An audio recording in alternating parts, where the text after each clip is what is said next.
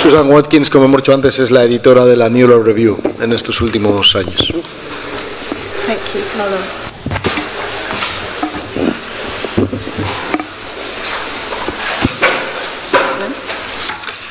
Bob Brenner and Robin Blackburn have talked about the crisis of the world. Se ha hablado de la crisis de la economía mundial que hasta ahora ha mostrado su peor forma en la Unión Europea. Lo que voy a defender es que estos desequilibrios políticos de la Unión Europea son tan marcados como su economía y que la solución convencional a estas asimetrías para poder fomentar el poder de codecisión del Parlamento Europeo es un callejón sin salida. ¿Sí? ¿Se me escucha bien?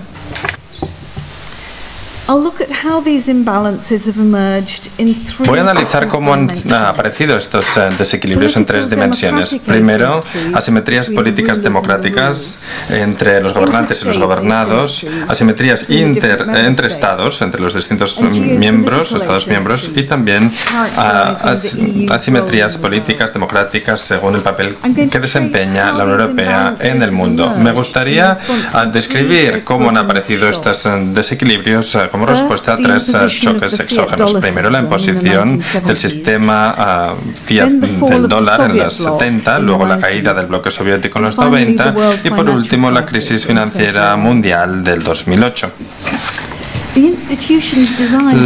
Las instituciones diseñadas por Monnet y Schuman en los años 50 representaban una visión de la Europa occidental moderna y unificada típica de aquella época.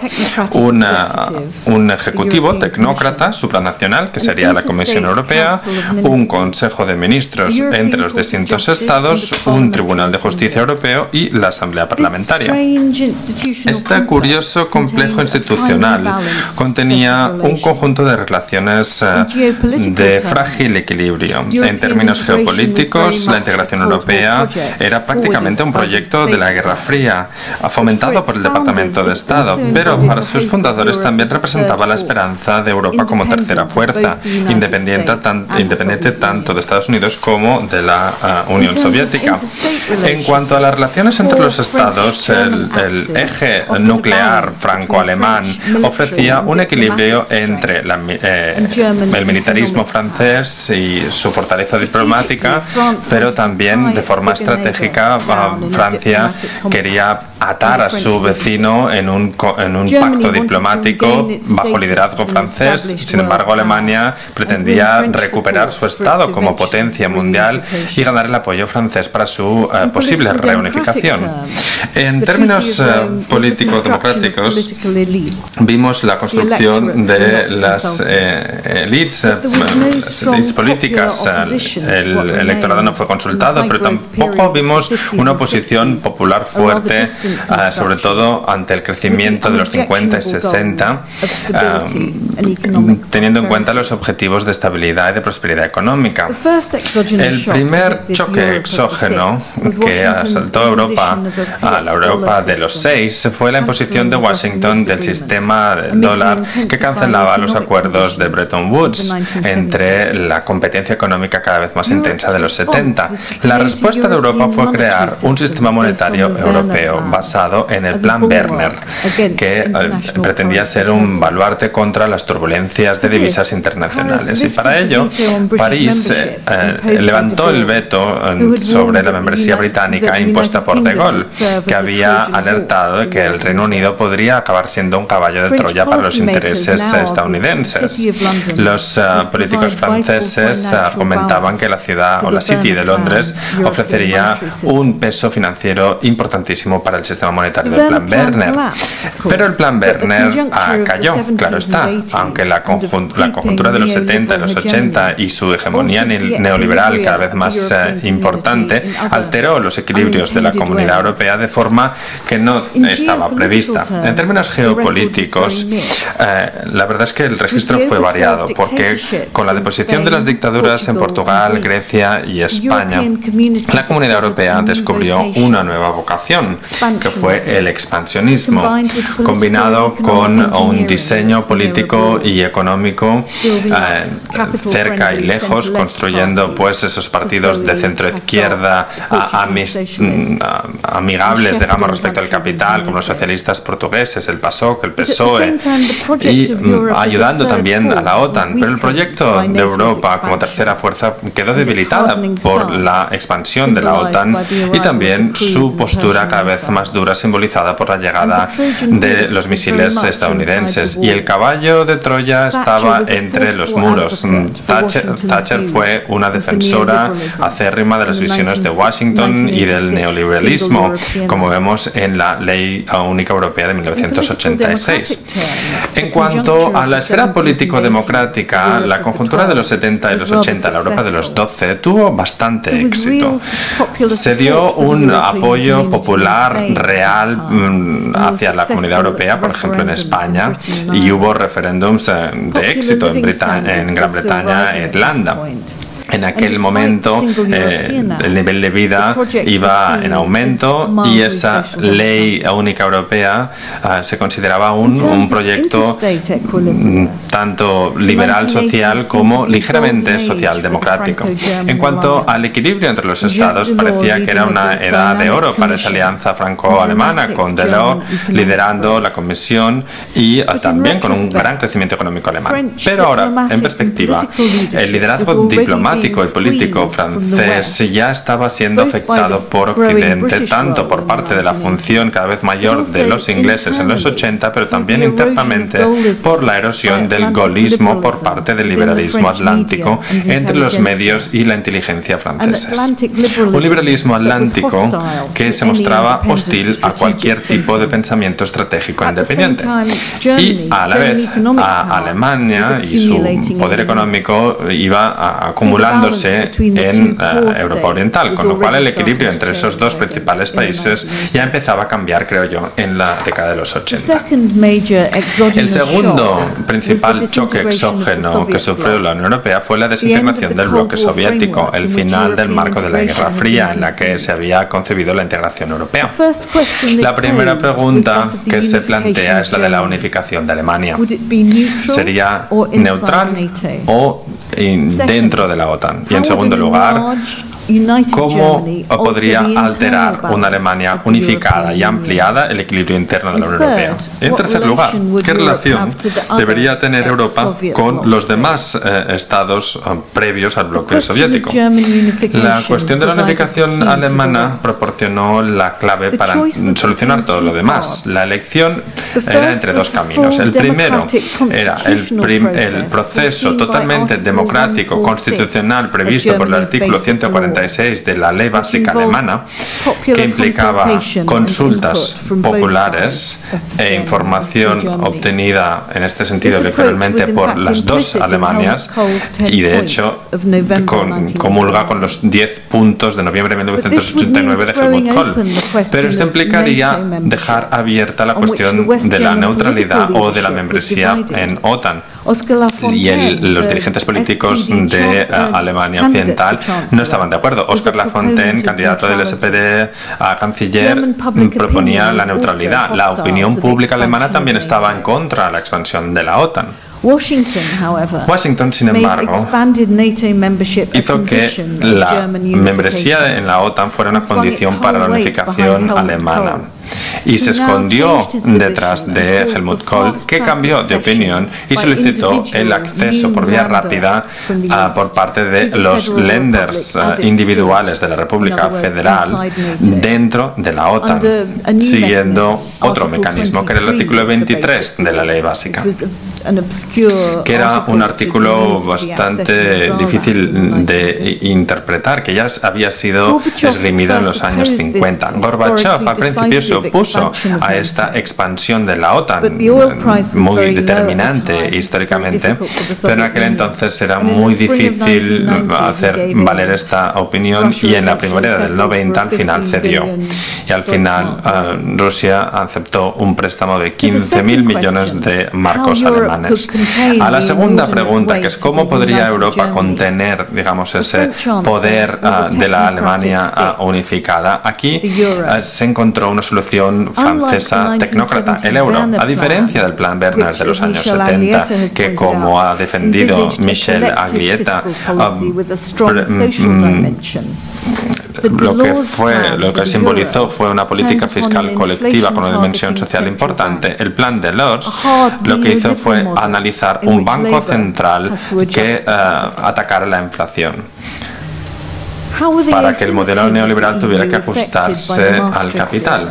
¿Cómo se verían afectadas estas asimetrías en la era Maastricht? Pues bien, Maastricht supuso una ampliación de la división ya decisiva de por sí entre gobernados y gobernantes. La arquitectura del sistema euro había sido diseñada adrede para que fuera inmune a las presiones electorales. Las instituciones de los años 50 fueron alteradas ligeramente y el status quo fue diseñado en forma de constitución, con la competencia de libre mercado inscrita como principio fundacional, uno de los principales motivos de su rechazo en los referendos del 2005 en Francia y en Países Bajos.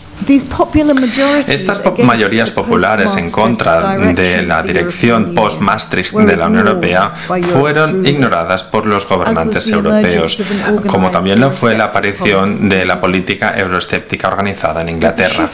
Con el cambio hacia el neoliberalismo, la era Maastricht fue testigo del final de cualquier política real de una Europa social, o sea que se niveló hacia abajo y no hacia arriba entre los 12 Estados miembros. En cuanto a las relaciones entre los Estados, apareció una nueva jerarquía entre esos miembros como respuesta a las limitaciones del Pacto de Estabilidad. Estados fuertes, como Francia y Alemania, empezaron a incumplir las reglas con impunidad. Portugal, por ejemplo, fue obligada a cumplir. En segundo lugar, la expansión hacia Oriente a partir del 2004 abandonó el principio de la igualdad entre los Estados miembros. El antiguo bloque soviético o los estados que lo conformaron, que ya eran de por sí más pobres, se unieron como ciudadanos de segunda clase a los fondos estructurales. Los estados orientales fueron reclutados individualmente siguiendo el mismo modelo que antes se ha mencionado de la rueda y sus rayos.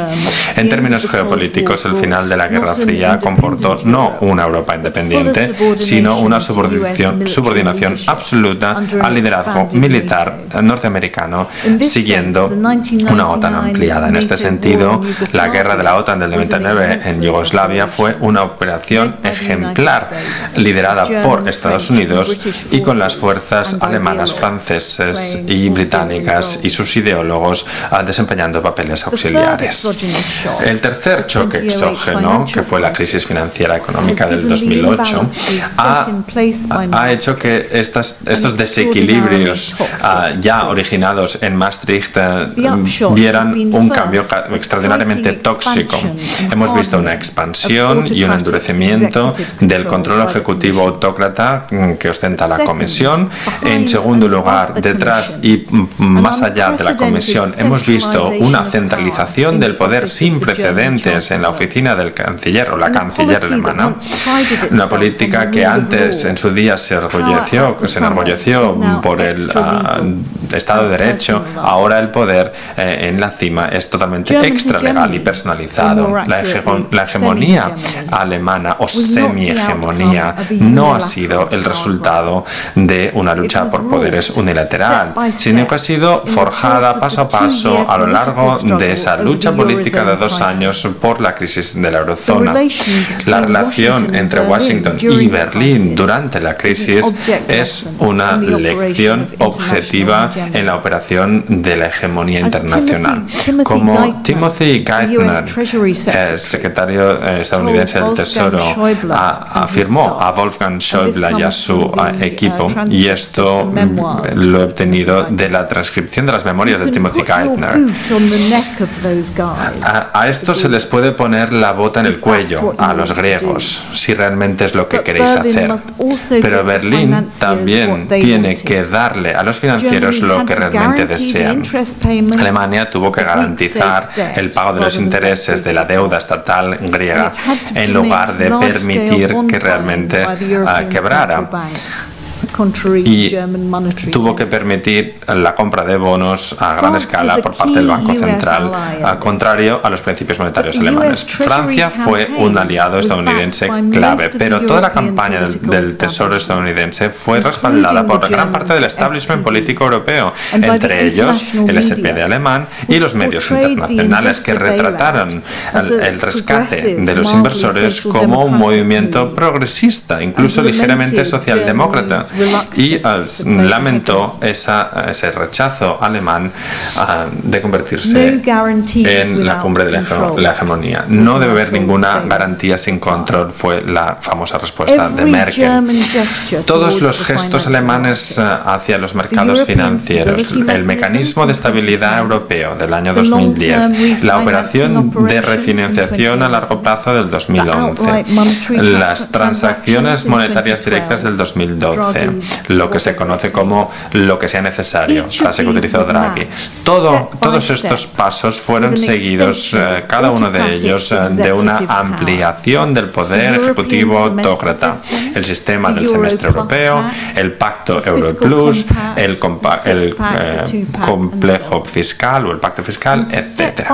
Y luego, paso a paso, a lo largo de este proceso, el peso económico de Alemania ha quedado apalancado en una primacía política. Esa semi-hegemonía alemana, aunque realmente quedara aún limitada, sí descansa sobre el reconocimiento tácito por parte de los demás estados de que los inversores y el Tesoro estadounidense ven a la canciller Alemania como la jefa ejecutiva de Europa.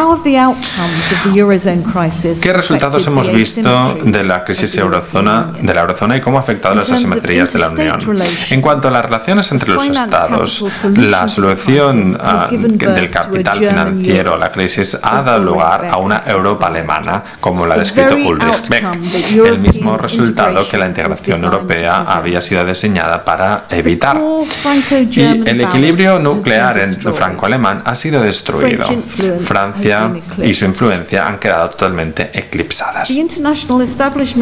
La visión del establishment internacional es que la economía francesa está demasiado sobrecargada por el legado estadista que suponen sus visiones para tener realmente un efecto. Pero estas cifras no lo respaldan. Si analizamos la deuda pública, la renta familiar, la infraestructura, la manufactura, Francia tiene mejores resultados, mucho mejores que Inglaterra.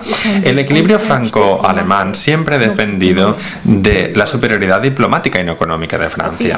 Al final de la Guerra Fría, Francia no logró luchar por una Europa independiente fuera de la OTAN, con controles democráticos constitucionales para limitar la preponderancia alemana, sino lo que hizo fue solicitar una solución del Banco Central, es decir, el euro. Y luego, durante la crisis de la eurozona, Francia tampoco logró ofrecer un liderazgo independiente a los demás estados que pasaban por problemas, España, Italia, Portugal, Irlanda, etc.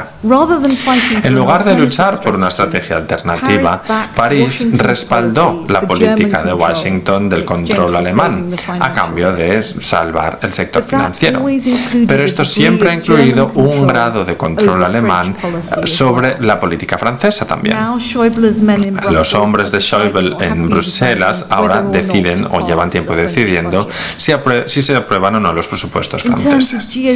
En cuanto a los desequilibrios geopolíticos, Berlín ha asumido el control de la política de Ucrania respecto a Europa, algo que hace un par de años ni siquiera sería concebible.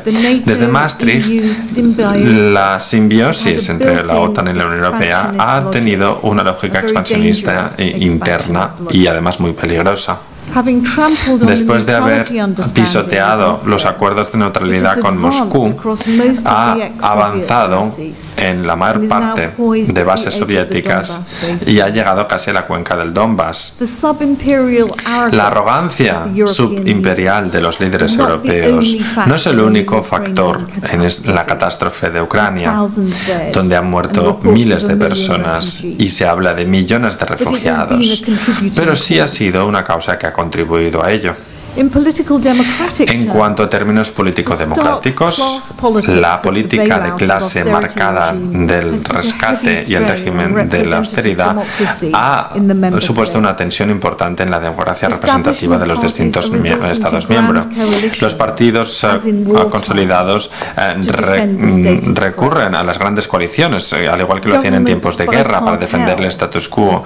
El gobierno por cartel, como lo llama Peter Mayer, el politólogo irlandés, que ha sustituido el sistema de dos partidos en Grecia. Incluso en España he escuchado que Felipe González está hablando de una gran coalición contra la amenaza de Podemos. Los defensores de la Unión Europea post-Maastricht tienen una respuesta muy sencilla a estos desequilibrios. En 3 palabras, el Parlamento Europeo. Con cada expansión del control de la Comisión Europea, se han visto gestos a favor de una ampliación de los poderes del Parlamento Europeo como codecisión. ¿Esto qué implicaría a la práctica? A diferencia de un Parlamento nacional, el Parlamento Europeo no puede formar un gobierno o determinar legislación. Sus competencias legislativas se ven limitadas a enmendar reglamentos y directivas que luego tienen que ser pactadas con la Comisión y con el Consejo.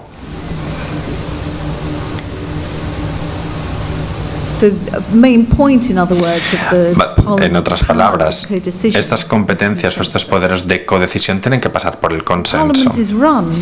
El Parlamento está administrado por los jefes de los partidos dominantes, que son el Partido Popular Europeo de centro-derecha y los socialistas y demócratas de centro-izquierda, que operan como una gran coalición. Cualquier acuerdo que estos dos líderes o incluso sus mediadores llegan a un acuerdo, tiene que votarse mediante sesiones plenarias en Estrasburgo. Cuando se eligieron fuerzas nuevas, como son los verdes en los 80 o los euroscépticos en los 90, estos jefes de partido les ofrecieron fondos, despachos y personal de apoyo para que se sumaran al sistema de grupos de partidos a otros niveles más bajos. Las fuerzas rebeldes fueron absorbidas poco a poco en el mecanismo del Parlamento para neutralizarlas y llegar al consenso. Este mecanismo de consentimiento quedó exhibido, se hizo gala de hecho de él durante la crisis de la eurozona. El sistema de los jefes de partido orquestó el asentimiento del Parlamento a esta ampliación del poder autócrata, incluso aprobó por vía rápida algunas de las medidas más atroces. Y una vez logrado el resultado, fueron solventando algunas lagunas legales, que es la política clásica de esconder las vergüenzas. Y en toda Europa la democracia representativa ha ido perdiendo poder. Pero el Parlamento Europeo ha avanzado mucho más que cualquier otra asamblea nacional en cuanto a la no transparencia y la absorción de las estructuras parlamentarias en competencias ejecutivas y administrativas. El modelo es el de los partidos de los notables del siglo XIX, que eran dirigidos desde arriba en lugar de los partidos masivos del siglo XX. El Parlamento Europeo no es cualquier cosa. Ocupa más de 1 millón de metros cuadrados en Bruselas y tiene en sus filas a 10.000 funcionarios y ayudantes, además de sus 751 eurodiputados. Ha acumulado un gran peso burocrático y, según su lógica, va luchando para conquistar mayor territorio, más escaños y una función más importante en sus estructuras. Este papel autócrata de Europa ha sido una oportunidad de oro para el Parlamento y sus defensores, que afirman que ellos son los únicos que pueden proporcionar una legitimación compensatoria. La lógica política de esta apuesta por la influencia fue ilustrada por la campaña de verano de Jean-Claude Juncker, el ex primer ministro de Luxemburgo, que fue designado presidente de la Comisión. Juncker había sido obligado a dimitir por haber ocultado un gran escándalo en su país, como por ejemplo la vigilancia ilegal, operaciones sucias, como una campaña en los 80 que llegó incluso a la familia real, a corrupción, sobornos. Durante 18 años se les vio como uno de los sectores menos regulados financieramente de Europa. Y es una medida del poder personalizada o de la personalización del poder en la Europa de la crisis, que tan solo una líder, Angela Merkel, dirija y decida si el sistema Spitzen de candidatos puede aprobarse. Juncker fue ungido presidente de la Comisión y la lógica política nos debería enseñar que esta acumulación de poderes del Parlamento realmente no ayuda a la democratización de la Unión. Yo creo que el Parlamento debería saber exactamente que este sistema de candidatos Springer no debería, o Spitzenkandidat, no deberían haber sido legitimados. Una cosa es participar en el proceso electoral europeo y hacer o dar las posibilidades de solidaridad transnacional y de debate, y otra es dar legitimidad a la idea de que las pretensiones egoístas del Parlamento en estas guerras de territorio harán que seamos más demócratas.